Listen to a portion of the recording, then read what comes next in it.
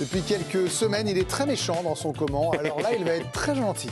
Comment Hugo Ekitike doit tout casser pour Raphaël? Je vais tenter de le guider, Hugo Bien sûr, Ekitike, guidez-le, avec les échéances qui arrivent Mettez pour des lui, échasses quand que ce même. soit avec Liverpool et l'équipe de France. On attend de lui qu'il soit à son top. Déjà sur la première échéance qui arrive, le rassemblement des Bleus, et l'objectif d'y marquer les esprits. Si on n'a pas de doute sur la présence au mondial d'Ekitike, il doit gonfler ses stats avec l'équipe de France. Un but en 6 sélections, dont 2 titularisations, une note moyenne de 4 sur 10. Il doit marquer les esprits en bleu comme il le fait en club. Parmi les attaquants appelés, Ekitike est cette saison le 2e meilleur buteur français en club, donc avec 17 buts, derrière Mbappé, mais devant Olysée, Dembélé et Marcus Thuram. De quoi faire la différence en équipe de France. Et après ce rassemblement de mars, 2e échéance où Ekitike doit tout casser, eh bien, c'est prendre sa revanche contre le PSG. Quoi de plus beau pour marquer les esprits, de briller en Ligue des Champions face à Paris, club où il a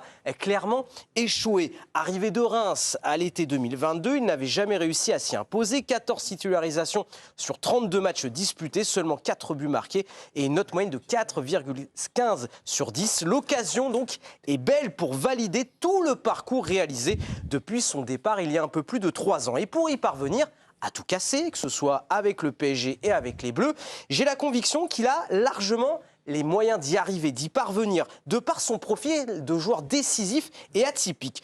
Comme il le fait si bien à Liverpool, chez les Reds, il est le joueur le plus décisif, impliqué sur 23 buts. Ses buts, c'est plus que Szoboszlai, Salah, Wirtz et Gakpo.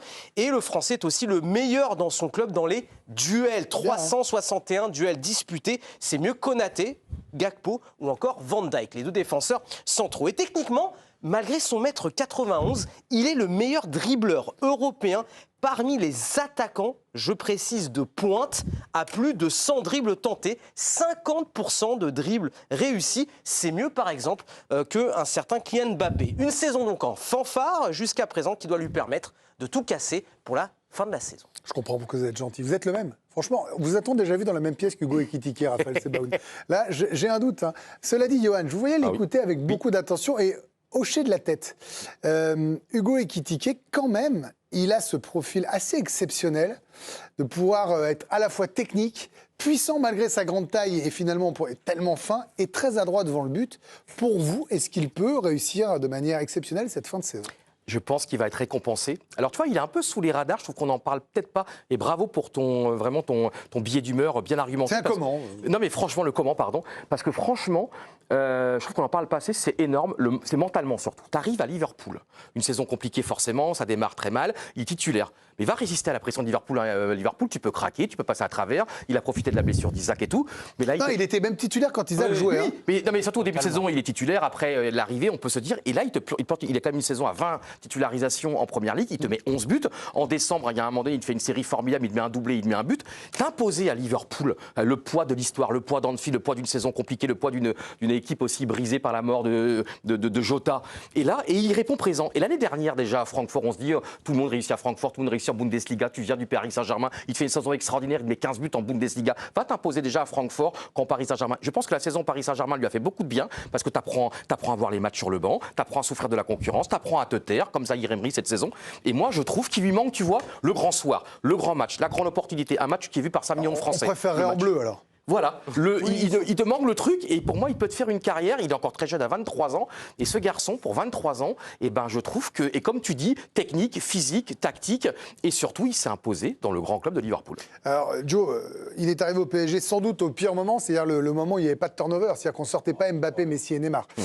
Donc pour jouer vous aviez la Coupe de France et les entraînements, quoi. Clairement c'était compliqué. Quoi. Oh, puis même sur l'épanouissement des jeunes joueurs à cette période-là, c'était quasiment impossible. Honnêtement, j'aurais adoré le voir avec Luis Enrique, puisqu'on sait qu'il adore les jeunes, il adore les développer, et c'est un profil qu'il n'y a pas au Paris Saint-Germain, puisque c'est pas un vrai attaquant de pointe, il bouge énormément, il occupe beaucoup de positions, c'est quelqu'un qui est habile techniquement, on le dit pas assez, vous avez raison d'insister, Raph et Greg là-dessus. Moi, je trouve, et je suis honnête, je me suis planté total. Je n'y ai pas cru une seule seconde à cette histoire de Liverpool. Quand ils ont fait Isaac, je me suis dit, le pauvre, il va se ramasser, ça va être terrible pour lui, parce que Isaac à Newcastle, c'était valeur sûre de Première Ligue. Et franchement, grand coup de chapeau, il m'a bluffé. Son intégration en équipe de France, Ça avait eu parfois quelques couacs avec l'équipe de France Espoir. Donc, sur le plan technique, tactique, tout le monde était convaincu. Il fallait voir comment il allait se faire une place dans le groupe. Il l'a fait avec brio.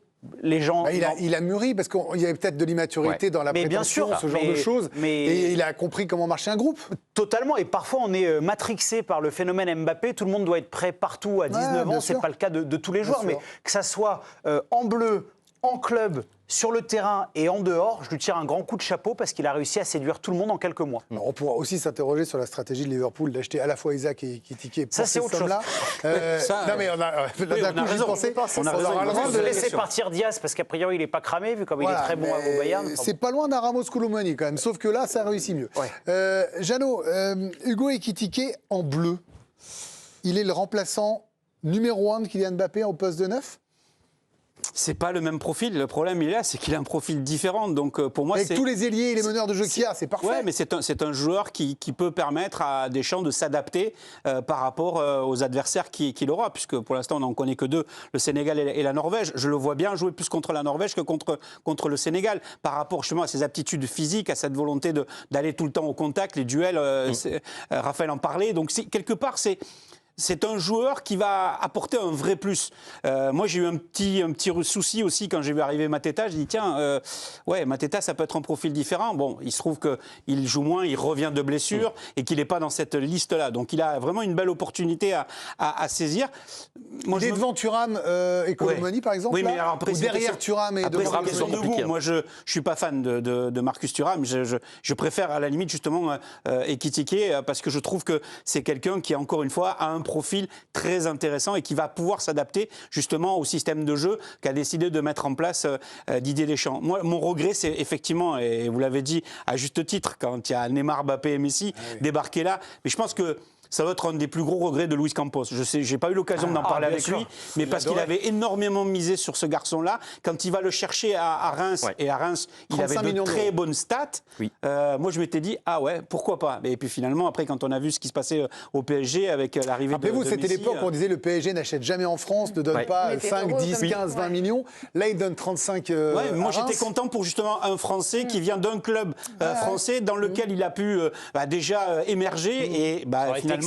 Ce qu'il réussit à faire là à Liverpool, je rejoins Joe, c'est assez exceptionnel, quoi. Après, il y a une prise de maturité aussi sur le terrain et aussi dans sa communication. Je suis obligée de revenir là-dessus parce que hier, moi, dans sa com, il m'a vraiment fait penser à Mbappé sur les intonations. La façon de s'exprimer au micro après match, alors qu'on sait que c'est quand même un temps chaud. Il était.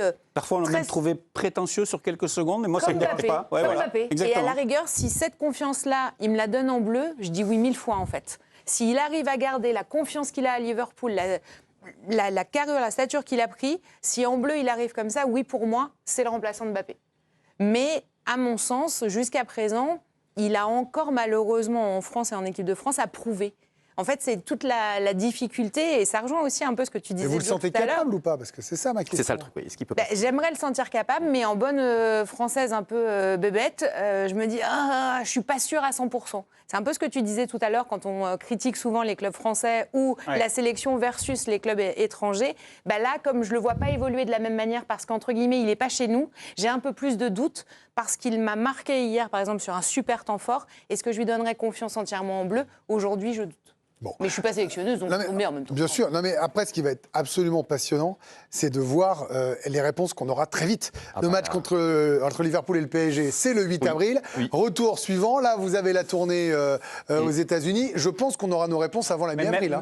Même là, en bleu, on pourrait penser naturellement qu'en l'absence de Barcola, ça sera peut-être Désiré Doué qui sera titulaire sur le côté gauche. Il l'a déjà fait en bleu. Si Ekitike démarre le match face au Brésil sur le côté gauche, ça donnera aussi une indication sur sa hiérarchie. Il joue très très gros sur cette tournée américaine. Il a plus de chances de jouer contre la Colombie que contre le Brésil, en ayant un poste de titulaire parce que Kylian Mbappé, normalement, ne doit faire que le premier match. Donc, on va voir comment ça va se présenter. Mais il a un joli coup à jouer sur ces deux matchs. Ça va être passionnant et on aura les réponses assez rapidement.